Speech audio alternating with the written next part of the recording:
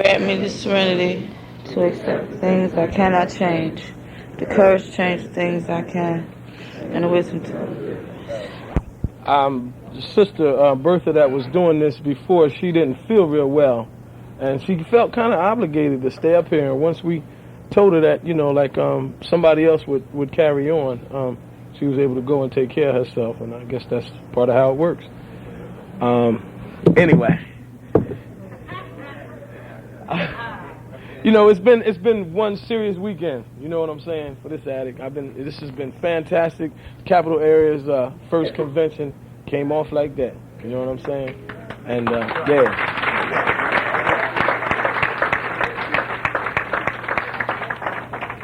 And now I have the honor and the privilege and the distinct pleasure of helping bring to you someone who was, what can I say, who has been so instrumental in my recovery and in all areas of my life.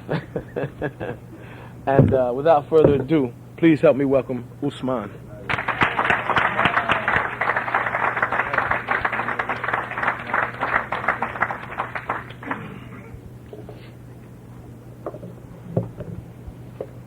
I'm an addict, and my name is Ousmane. Can y'all hear me in the back? Can you hear me in the back? All right, I'm an addict, and my name is Ousmane. Before we get started, could everybody hug somebody close by you, please? Come on, Harold.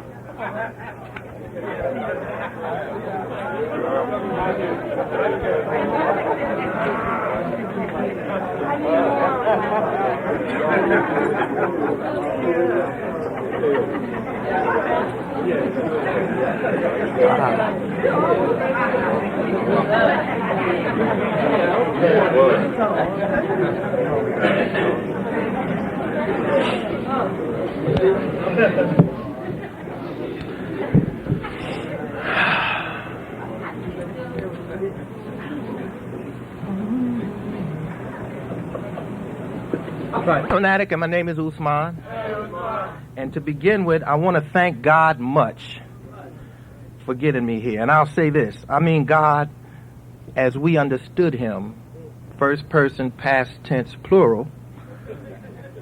And I'm saying that for a reason, because I'm going to talk a lot about God. And I have shared before and been accused of carrying a quasi-religious message and all kind of nonsense like that. And I'm saying God as we understood him, because I'm going to try to share consistent with our traditions. I'm not going to name my personal God or anything like that. But on the other hand, I don't want to shy away from talking about spiritual matters and God in particular. All right? So please let nobody be in any way, shape, form, or fashion offended if they hear me mention God. All right? I want to thank God again. And then I want to thank the Capital Area and the programming committee for giving me an opportunity to come down here and make a joyful noise and give God the glory this morning.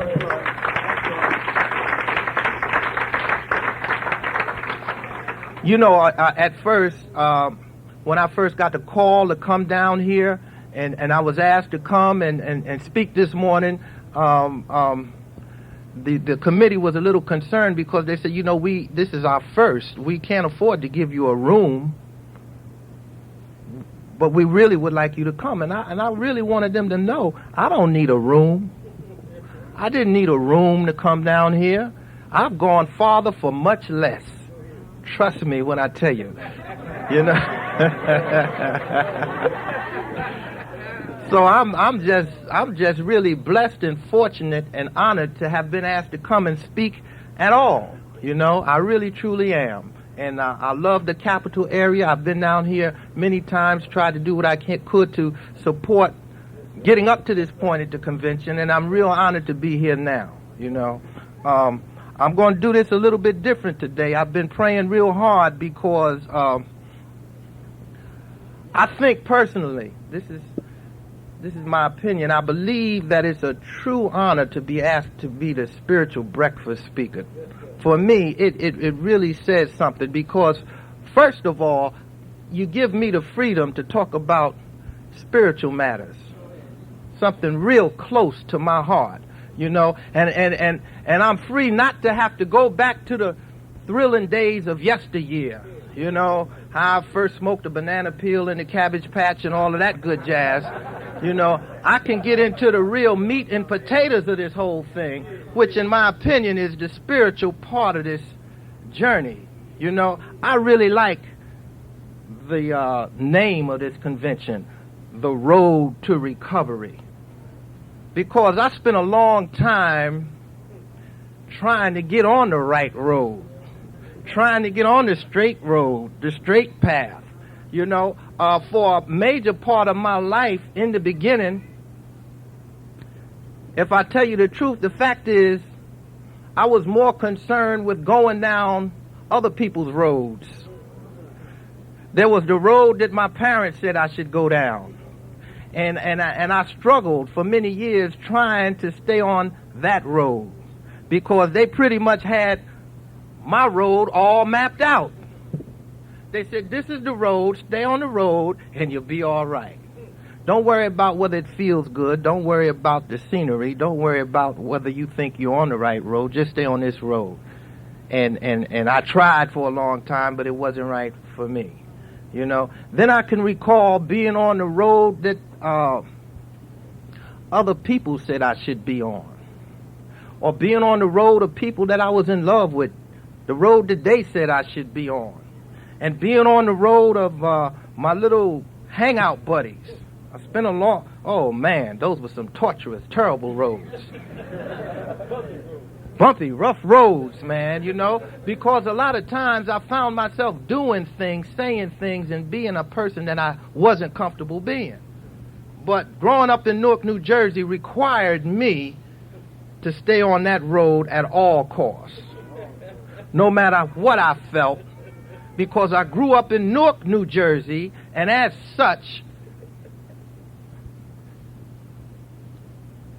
I was threatened with the prospect or possibility of a fate worse than death if I didn't stay on that road, and that was being called corny. Oh my goodness. Oh no, not that. Not that. Anything but that. I'll be anybody. I'll do anything. Oh, no, but don't let me be corny. There was no worse fate in Newark, New Jersey, growing up when I grew up, than being corny. You could be a lot of things. You could be a criminal.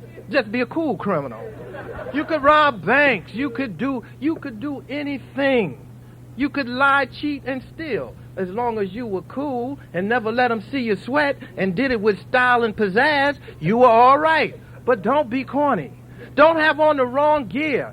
Don't come to school with the wrong kind of sneakers on or the wrong jeans or bargain basement stuff. I remember arguing with my mother. She said, here's some new stuff. I said, I can't wear it. I'm sorry. You don't understand. I cannot go to school. And she said, but it's brand new, son. I said, I'm sorry. You got to take it back. I'll wear the old raggedy stuff. Don't make me do it. Because you could get a serious Newark beat down for having the wrong gear on. Just going into the cafeteria, sweat would bust off my head. Oh, man, I'd start shaking and quaking because I had to go into this room full of people who would judge me based on externals, based on the exterior, and it was important to me to be validated by other people, and I need to let you know something. It's always been important to me to be validated from the outside in. I told you I was on the wrong road for a large part of my life, right? I told you I lived an outside-in type life instead of an inside-out type life, right? My earliest recollections, I've been addicted all my life. Long before any substance came into my life, I was flat out, full tilt, boogie variety addict. Gone. Waxed and polished. And my favorite drugs, listen, it wasn't necessarily a drug, but what I was really addicted to was fear. And I'm going to talk a lot about fear this morning because it runs deep in me. I've done a lot of things out of fear. I've run from fear. And the fear in my life, and fear has been my constant companion my whole entire life. Fear. I try to put shade on it. I try to cover it over. I try to gloss over it. I try to put a nice exterior on it, but I've been afraid my whole entire life. Yes, I have. And I can talk about it this morning because it's all right. You know, what the fear did for me was it brought flight into my life. I've always been a track star. I run. I've avoided my personal responsibilities my whole entire life. And I still have most of my avoidance techniques intact today. I'm a runner. I run from life. Life on life terms has the ability to absolutely paralyze me with fear. Even if I see it working in your life and in your life and other people's life, I just don't really buy into the prospect that it's going to turn out all right for me. I struggle with that. That's why I have to pray so hard, because I just have a hard time believing that things are going to be all right for me, like it's going to be all right for you. I can be in a room full of people, and all of you can raise your hand and testify it's all right for us. And I said, that's you. But is it going to be all right for me? And this is, I'm talking, I hope you're paying attention, because I'm talking long before a substance even comes into the picture. See, the substance for me was, just as the literature says, just the most obvious symptom of everything.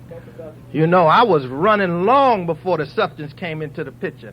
As a matter of fact, the reason the substance came in the picture was it was just one more road I took, wrong turn I took in life, trying to deal with the fears that consumed me. And the problem with the drugs was that when I got on that road, I had a hard time finding the exit ramp.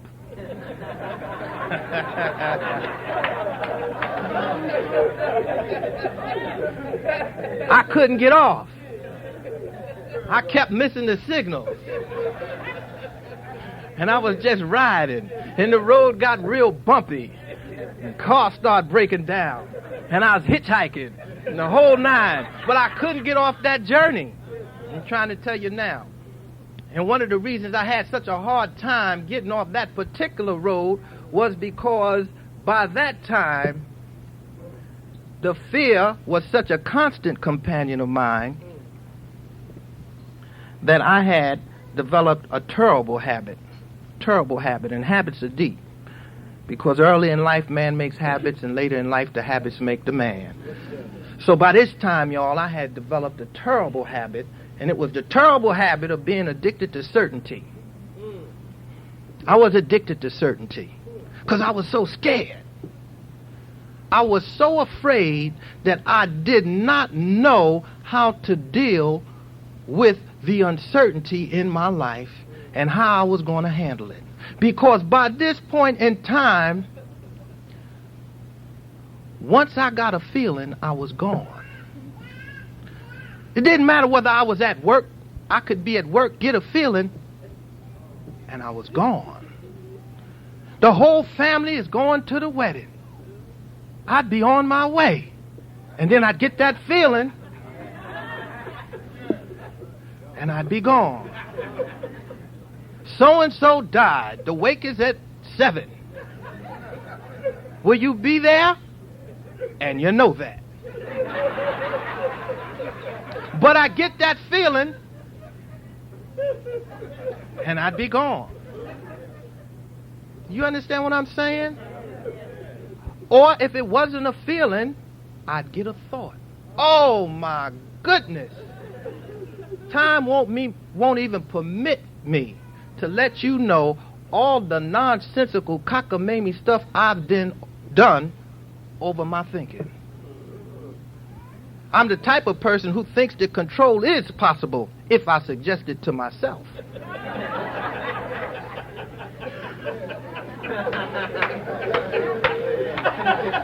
So you see, it's not the particulars of the thought. It's not the particulars of the thought. It's the fact that I thought it.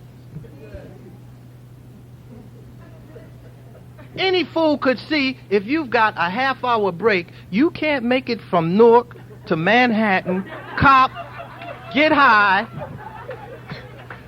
get back to Newark, freshen up, and be bright-eyed and bushy-tailed when it's time to clock back in. It is theoretically and literally impossible. But if I get the thought,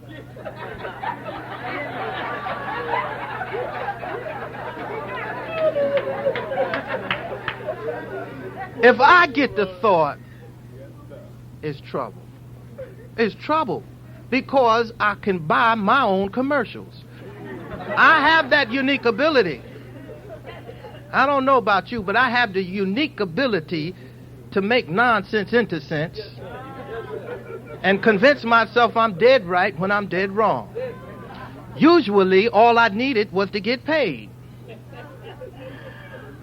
No, it would start the night before. I'm talking about the kind of insanity that will keep you up all night long because it's the night before you get paid. As if by staying up, you're going to make tomorrow come quicker.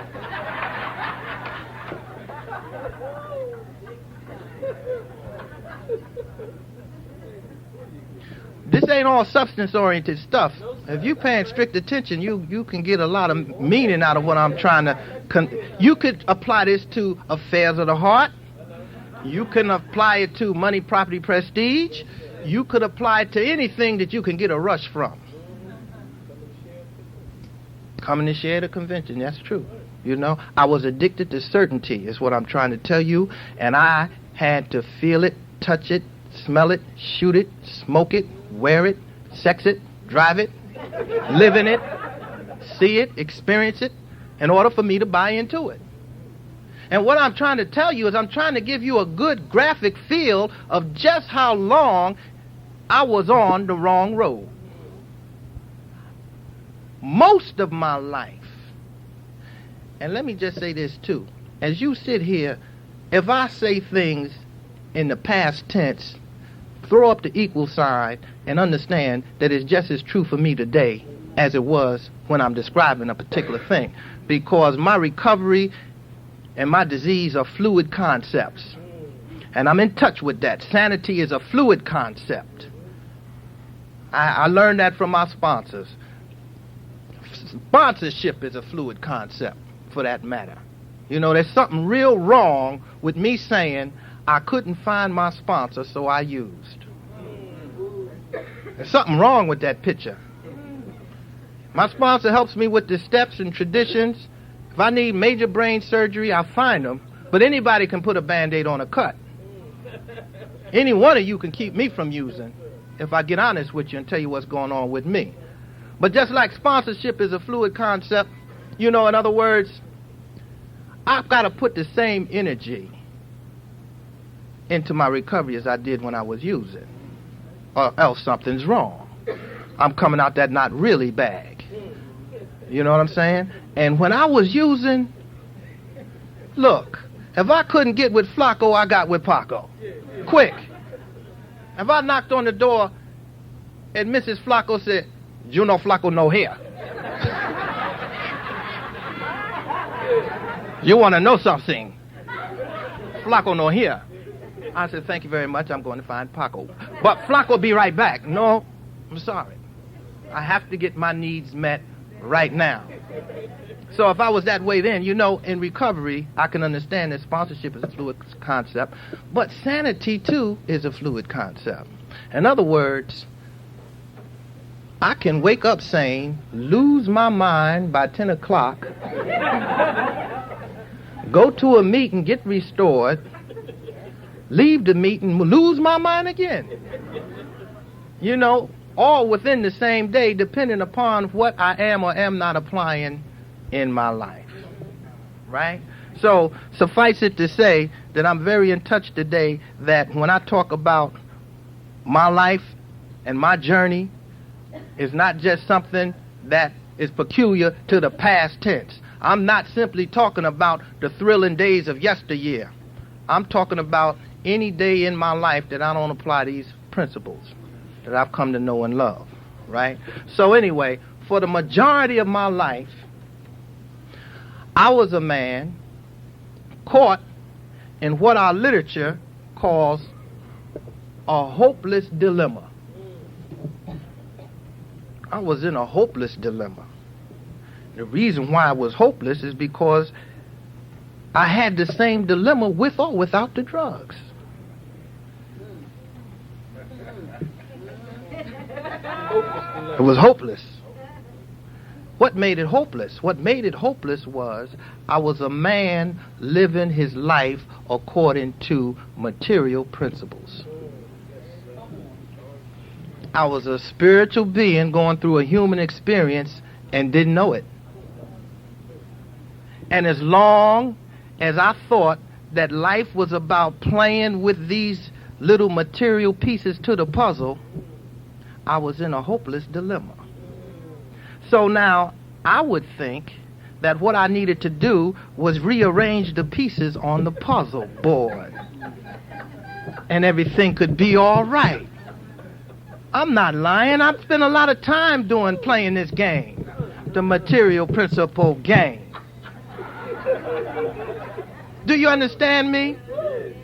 Well, listen, it's not so much that I'm on the Titanic and it's sinking as it is that I need to change my seat to the deck chairs.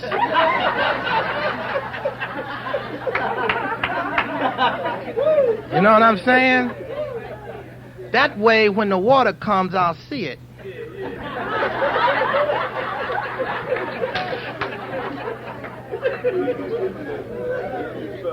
So, no more speedballs. Smoke the pipe.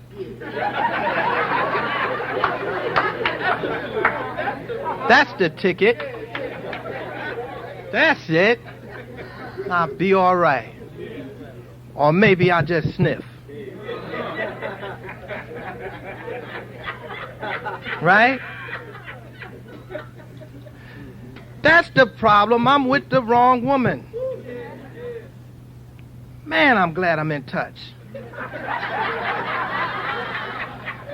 So now, the trick here is not to waste a minute longer and get with the right one. And then everything will be all right.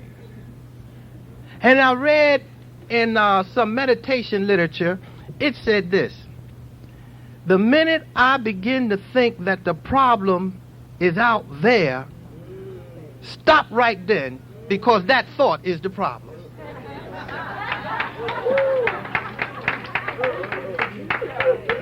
You understand what I'm saying? In other words, how I see the problem is the problem. That's why we can talk about me trying to get a better perspective on my life. Because my perspective is truly warped. It's truly warped, right? So I can't afford to play with the different material pieces on the puzzle board. It taught me, this program taught me, that the solution was spiritual in nature. And that's what I want to talk about this morning. I want to talk about what it means for me that the solution to everything I've been searching for all of my life is spiritual in nature. What does that mean? How can I make that real for me? How can I give it life and meaning in my life? In other words, what I'm saying is this: what I needed all of my life was a changeless spiritual core to help me deal with the changes that happen to me and around me. And as long as I didn't have that changeless spiritual core, I was standing on the shifting sands. I could never get my bearings because my perspective was constantly distorted. I told you I think it's about the drugs or the woman, or I don't know what I need. Look, I just need more money. That's it. That's it. And I told you I'm talking about before and after being in recovery. Because in recovery, these thoughts come to me. Listen, Ousmane, look, all this recovery stuff is nice, but really, brother, what you need is some bank. All right? Now, let's get real now, okay? This is nice. This is nice. You know people. People know you. You love them. They love you. Great. Wonderful. But you really need some serious money now. You got your family looking at you like you still one of the means. What's wrong with you? You need money, boy. And you starting to believe this stuff. Yeah, that's it. I'm ready now. I'm ready to go back to the material principles. I'm ready to buy right back in. I get pissed off when the little teenagers pull up next to me in brand new Beamers and stuff.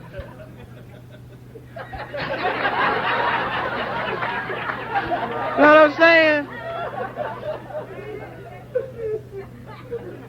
Getting out the car, the pants hanging all off the butt, and I said, man, where's yours?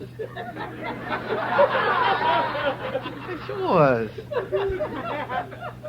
But this is what happens to me. I'm trying to paint a picture for you and how I lose my mind in recovery buying into these material principles. I automatically go crazy. How I know? Because, first of all, I become two people. That's right.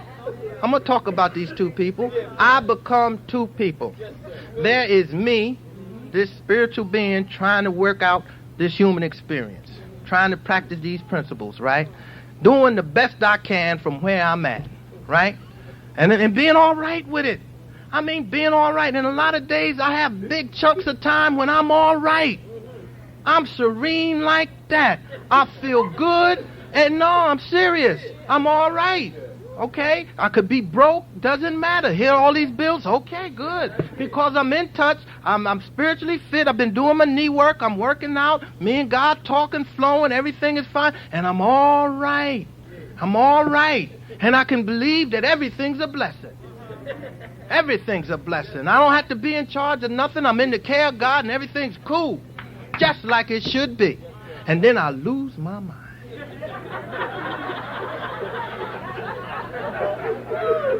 I do. I become another I look over at this other Ousmane. This other guy. Right? And he never make no mistake. Ain't never made no mistake. When he's supposed to do something, he do it. When he's supposed to be someplace, he's there. Whatever he's supposed to have, he done got it and gone. He say the right things. He does the right things. He shows up to grow up. He practices all the spiritual principles on time. He ain't never late. And then he starts talking to me.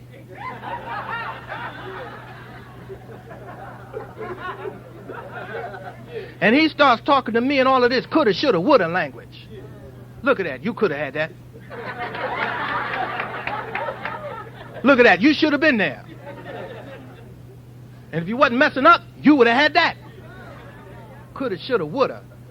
So I start to compare. Not just necessarily with you. I'm talking about the depth of my insanity. I start comparing me to some made-up, fabricated, blueprinted, perfect version of myself that doesn't even exist. So I have to be real careful and watch myself when I find myself talking about that should stuff. You should do this. I should my behind. I'm doing the best I can right where I am, a day at a time. And I try not to take myself through that, you know. But I can do it at a drop of a hat if I start playing this material game, right? So I have to constantly be in touch. These steps help me stay in touch. They really, truly do. They really, truly do. They help me understand that the core of my disease was my total self-centeredness, right? And then they help me understand that that total self-centeredness has a core. And that's the fear I've been talking about. All my character defects spring from that fear. That's why I'm fat. Because I'm greedy. Why am I greedy? Because I'm afraid I'm not going to get mine. Don't you understand what I'm saying? I'm not just talking about food. I'm talking about every area of my life. Thinking I've got to have a backup. Got to have a back hole, a plan B. A back door. You understand what I'm saying? It's greed fed by fear. And the fear makes me do all of the character defects we talk about. But through the grace of God coming in here and getting some steps in my life, it allows me to develop some character. It allows me to develop some values. It allows me to develop some morals. When I got here, I was full of defects of character, but now I fall short. Because I have values, I have principles, I have standards, all right? And I know right from wrong. So now, from time to time, I fall short if I don't apply these principles. So the core of my self-centeredness is the fear. But when I went deeper, I found that that fear itself has a core. In the basic text, it says, change also involves the great source of fear, the unknown. So I'm trying to put this together for you now to give you an understanding of why I always had the fear, because fear comes from separation from God. The unknown is another way of describing God, right? And as long as I wasn't on speaking terms with God, that meant I had to be God. That meant that I had to try to control yesterday, today, and tomorrow. Here I am set up for only a 24-hour slice of life, and I'm trying to be God. I'm trying to control me and you. I'll tell you what to do too in a minute. That's how crazy I can get. You need to work this step. That's your problem. You better call your sponsor. That's what you better do. So the unknown is what always caused me to be so frightened. I never had a technique to deal with the unknown. That's what made me have to try to be addicted to certainty. See, I could find some hope in dope because I had a known feeling. I could cope with coke because I had a known feeling. And all the getting and using and the finding ways and means, even when you got beat, you knew where you was going to get beat. Don't get too deep, man. You know you had no business giving him no money. He's a beat artist. Matter of fact, he just finished beating you.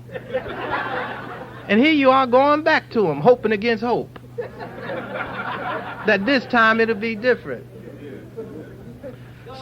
So it was real important for me to understand that this fear comes from separation from God. Right? That's where it comes from. Separation from God. That's why I was addicted to certainty.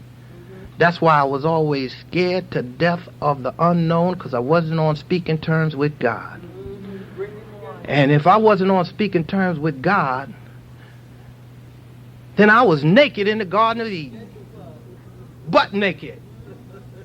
And in that butt naked state, I felt fear. I felt guilt, embarrassment, dereliction, and shame. Because I would do anything to get rid of those feelings of uncertainty. I'm trying to break down to you what drove me to do what I did and what drives me to do what I do when I don't do what I need to do on a spiritual plane. So I came in here and y'all told me to get with some steps. And said, look, if you're going to go on a spiritual journey, if you're going to get on the road to recovery, and the road to recovery is spiritual in nature, you better admit that you're powerless. First over the drugs, and then over anything else that you can get a rush out of. Because the literature says I'm powerless not only over the drugs, but over my addiction as well. And addiction is a sick, pathological experience, right? That has life-damaging consequences. So it could be anything that I overdo, right? That's the nature of my addiction, right? So they told me that I had to take a look at that. And then I had to be willing to change me. Whoa. Change me. Give up all the things that I've relied on to get me to this wonderful state. Yeah, change you. I said, but I'm not using drugs today. Ain't I having a successful day? I said, no. Well, I'm working the first step. I'm powerless over drugs and this, that, and the other. Ain't that good enough? No, you ain't even working the first step. What you mean I'm not working the first step?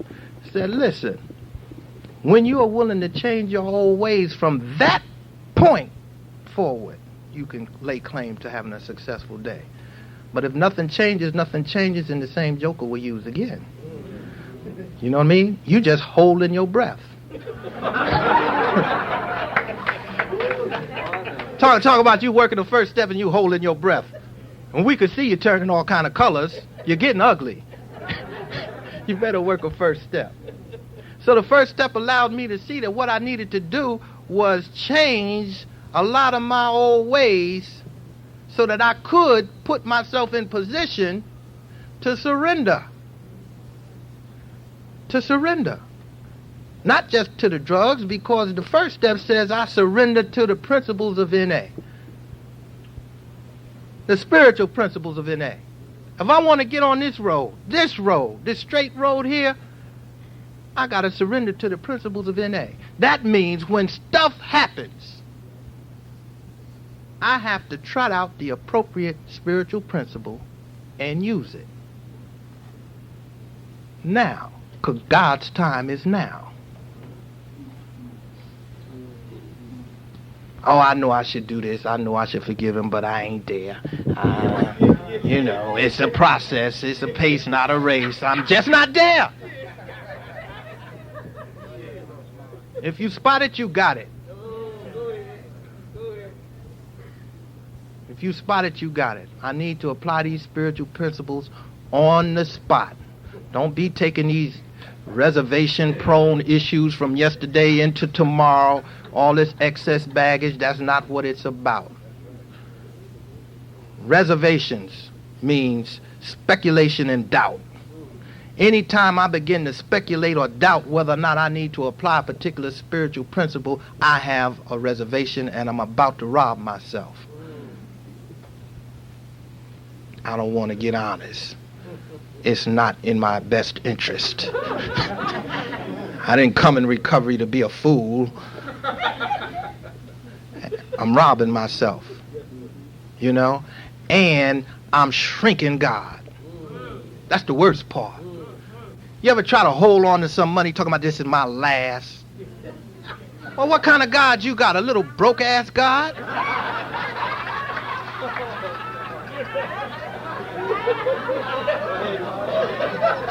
You understand what I'm saying? You know what I'm saying? You see one of them little bums in the street, brother man, you got dime. I ain't giving him my last. You got a little nickel and dime God? Get a man some money. You understand what I'm saying? Well, you got a little hide and go seek God? Now you see me, now you don't?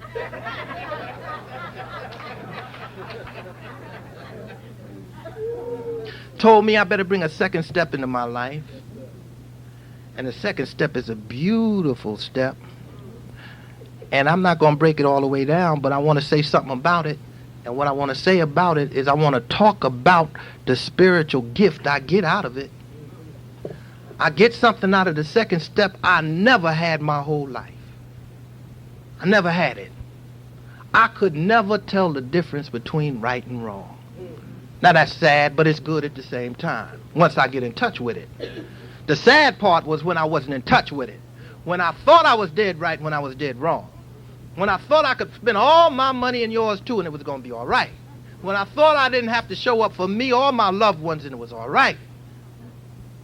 When I thought I could run around causing all kind of mayhem and harm and it was all right.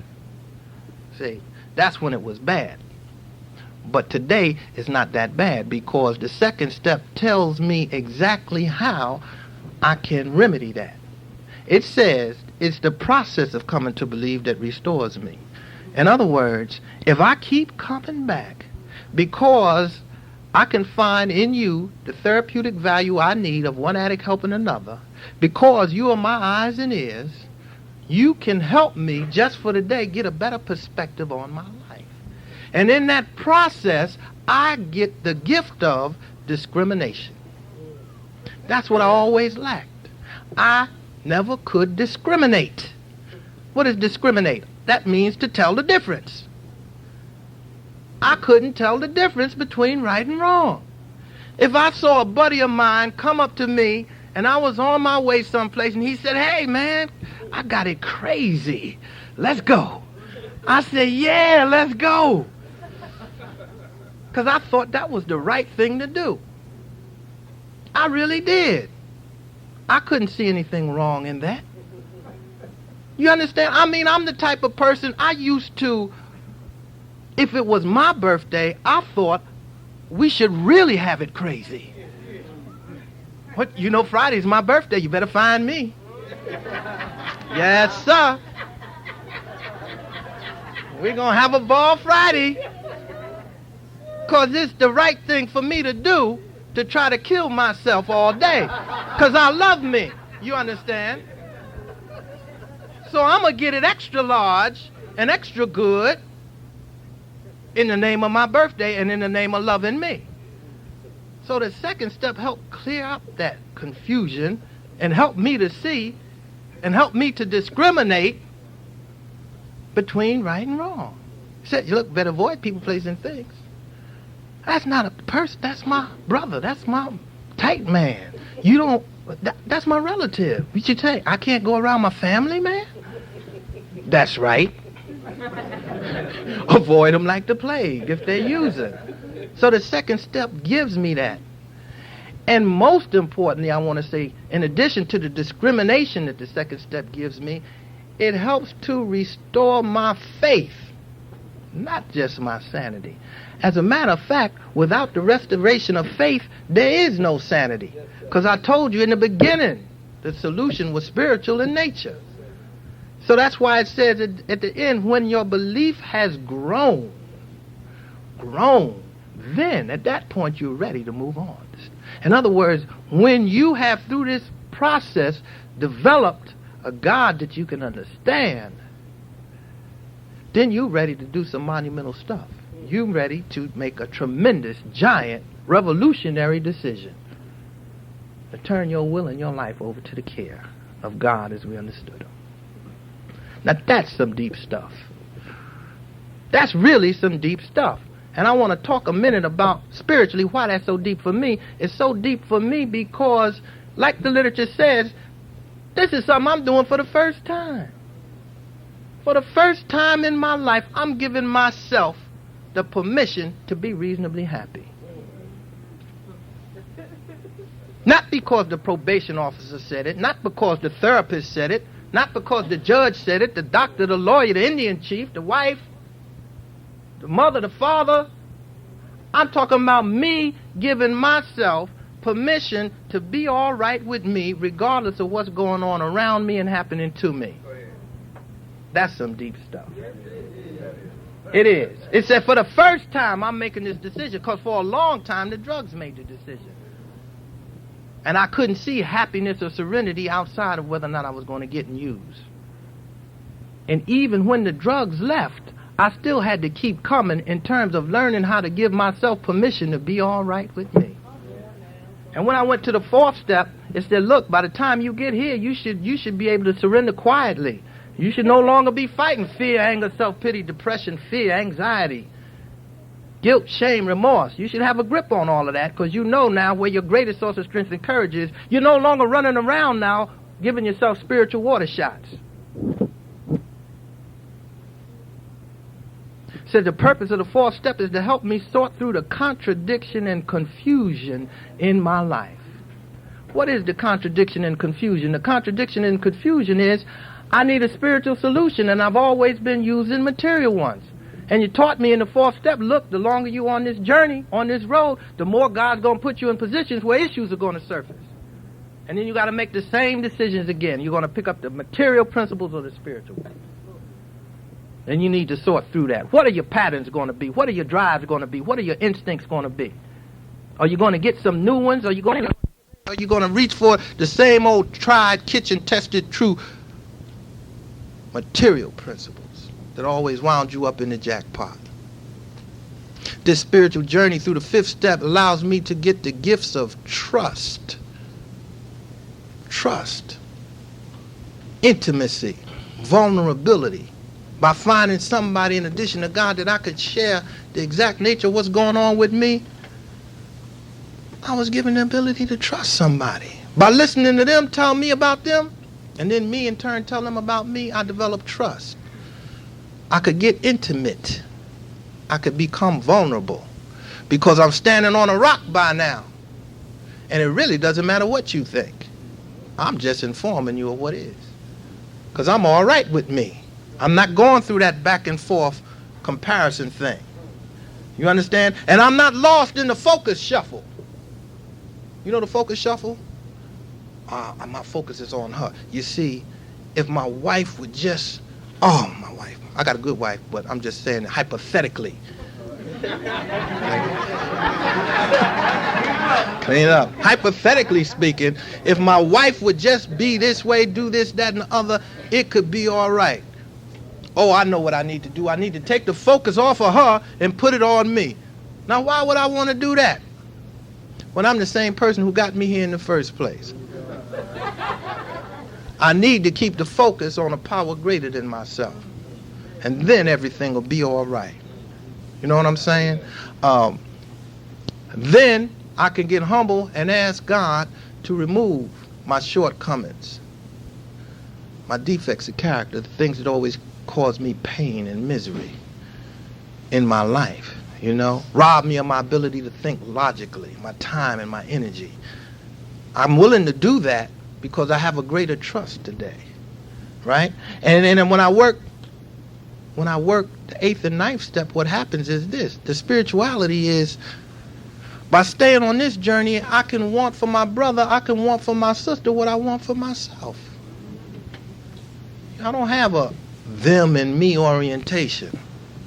You know, when I do for my brother and I do for my sister, I'm taking out of my right pocket and putting it into my left. Because we're all on the same journey. You know, as I help you, I help myself. As I give it away, I keep it. You know, there's a unicity in this thing. It's beautiful. It's a perfect program. And then I work hard every day to stay in touch. Stay in touch on a personal level on a daily basis through the 10th step to see if I'm all right. If I'm doing all the things I need to do. Am I maintaining? Spiritually. And am I seeking an 11th step to improve through prayer and meditation, to improve this conscious contact I have with God? And that's deep, because just for the day I've got a conscious contact. It's not the unconscious contact I used to have. It's not a last-ditch contact when everything else has failed contact. You know what I'm saying? Oh, God, don't let the point cloud contact. Oh, man, love you too. Oh, man, please don't let this be poop butter. Come back. Help this rock upright type contact. You know what I'm saying? Oh, God, please, Lord, don't let me get busted. Oh, no, that ain't the police behind me. Oh, no. Last-ditch measure contact. Oh, God, you know my papers ain't right. Please don't let that be the man. Oh, my goodness. I'm talking about a conscious contact to where I'm seeking God first instead of last.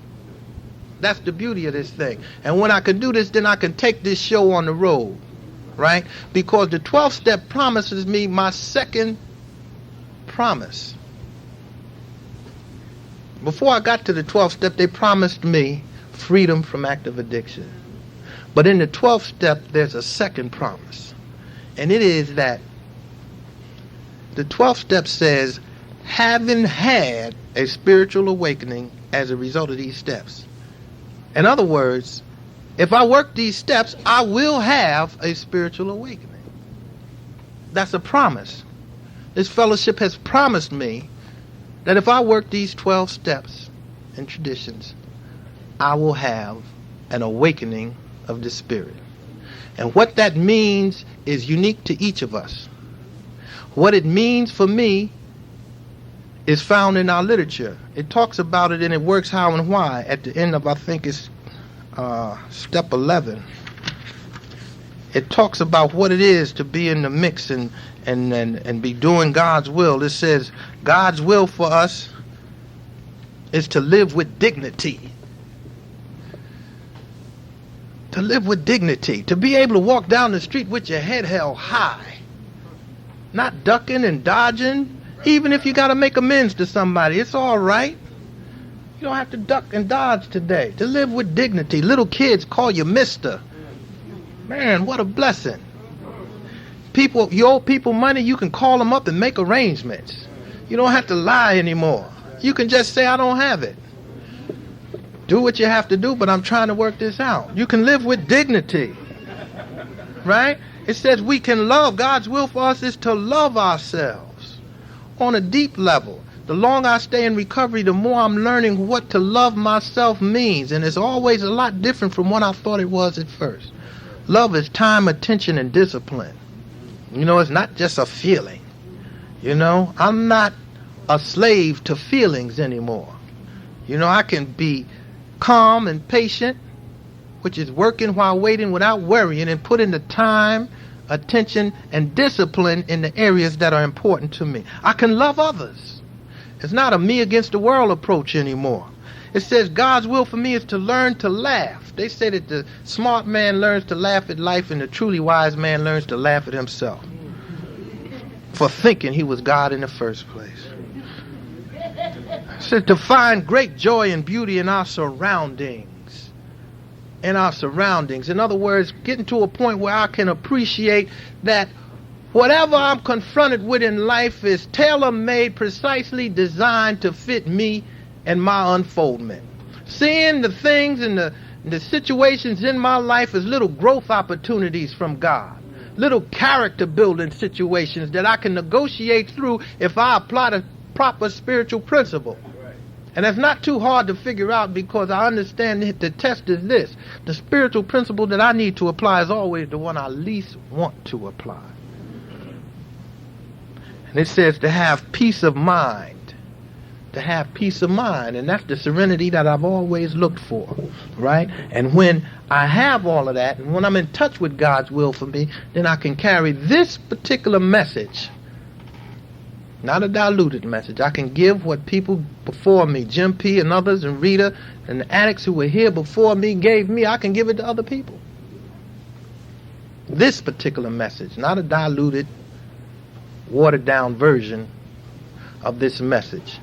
And as a direct result of staying on the road to recovery, I'm going to say this and shut it down, I get a gift that I lost, and I'm real happy to be getting back. I get integrity.